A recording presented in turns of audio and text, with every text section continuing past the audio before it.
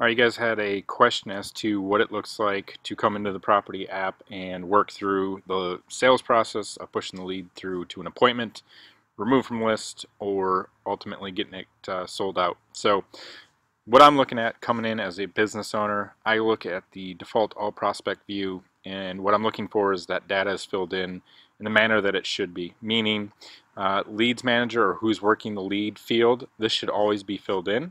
So this is right off the bat something that I'd be saying, hey, we need to start filling these in. You need to go back and fill in the ones that you're working. If it's not filled in, you're not getting credit. The data is only as good as what they're putting in. The reports are only as good as what they're putting in, so this has got to be filled in. So that's one thing. Text received, we need to be responding back the same day, and typically we check that view at a bare minimum at 10 o'clock, 1 o'clock, and 5 p.m. before we leave. What that view looks like is this right here, SMS status. So what they're doing is they're coming down at 10, 1, and 5 p.m. looking at this. If it's got a text received, they can click right here on text received, and it will load nothing but the ones that have text received. They're going to go into it, look at it.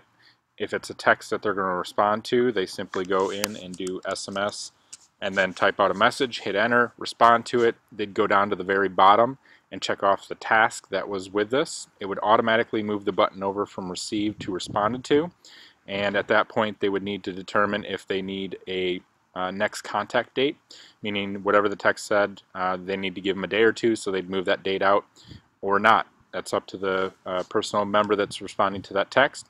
If it's a nasty text that you're not responding to, you still need to remove it off that view. So what you're going to do is uncheck this red box, go to the bottom and check off the task, and then determine if it's going to be something you put into follow-up, remove from list, or dead lead.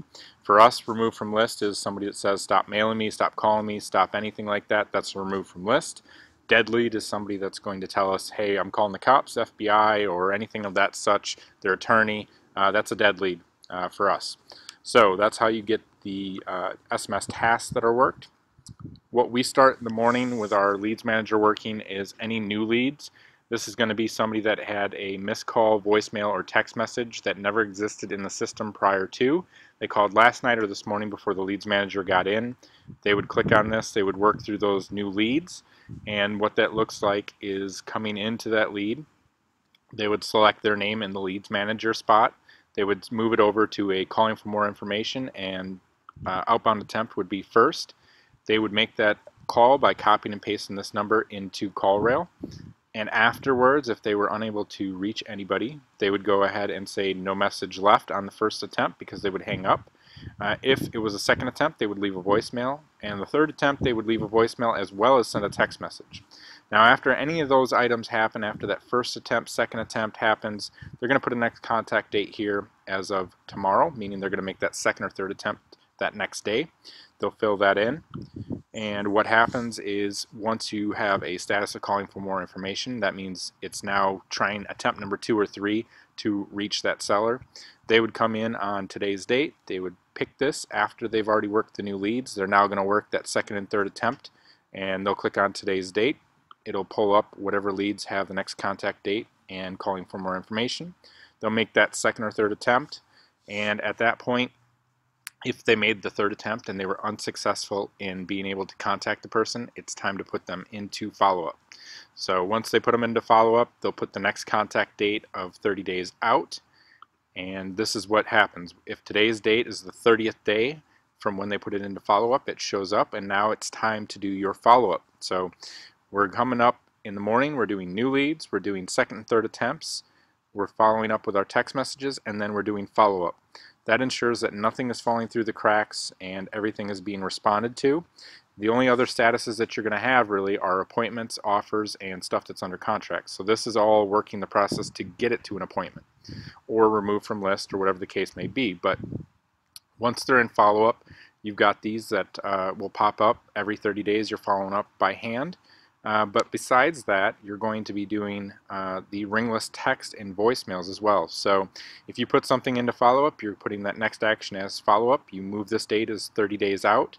And then down on the bottom for your follow-up section, you would want to select by typing SMS you would want to select a text campaign that's going to track them automatically and text them automatically.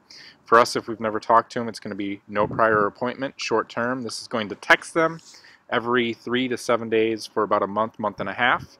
And here in a second, you'll see the date and text 1. So on the 20th, text 1 is going to fire. It'll move the date, it'll move the text box, and this will just keep on rolling by itself.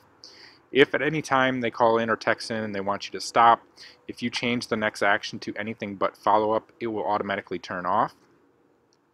So that's how the follow-up process works for the text messages. If you ever want to see exactly what the text message is going to say, you can click on this item right here or go to your paper airplane follow-up app and look in those items.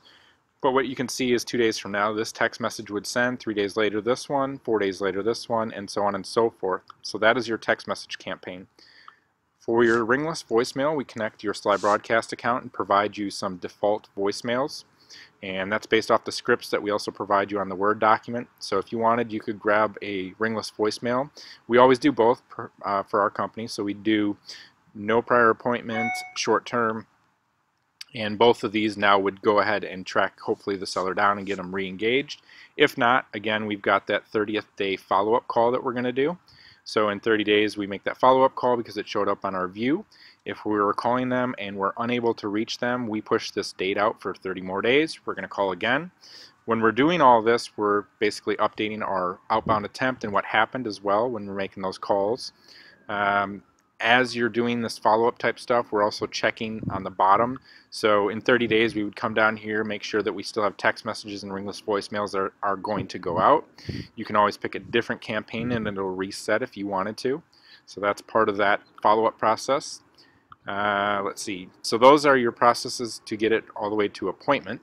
Once it's in appointment, one of the things we have our VA doing is daily they come in and they look at what appointments are coming up for the week. If tomorrow had an appointment, they would call today and they would verify that that appointment time and date is still good to go with the seller. They'd put those notes in. Most of our appointments are 2 or 3 days out from today or the day that they're making that appointment, so it makes sense to re-verify. If they call and get a voicemail, they'll leave a voicemail trying to verify that time, letting them know to call back and verify the time, or text us. They will text using the SMS function as well, trying to get the seller to verify the appointment. We've got our appointments in total here. So you've got a status of appointment set, but there's also the option of appointment rescheduled, appointment canceled, seller no-show, or appointment completed. All of those would show up under here so you can see the status. Really the point of this is you don't want anything really sitting into appointments section or status other than appointment set. If somebody's in appointment, no-show, reschedule, completed, we're really trying to get them pushed through to the process of an offer submitted to them. So you don't want those sitting in there for a long period of time. Offer submitted, same thing. You've got an expiration date on that offer. You want to be following up and going into the offer status, making sure that any expiration date that's coming up, you're taking care of that and either putting them into a follow-up sequence after the offer didn't go through, or you're getting them to the next status of under contract. Under contract, you'll see all the items that you have under contract, and eventually once they're closed, you'll have all your closed deals here. Really what we've done is kind of try to simplify these views so that you're working off of these top 10 views and pushing them through the process from start to finish, getting them into appointments, offers, and contracts, and eventually deals that are sold. So that's really our sales process of getting the leads in the door and then getting them all the way to the finish line and getting the contract sold or doing the rehab and doing the flip at that point. You guys got more questions, let me know, but that's really our process of getting the leads from start to finish.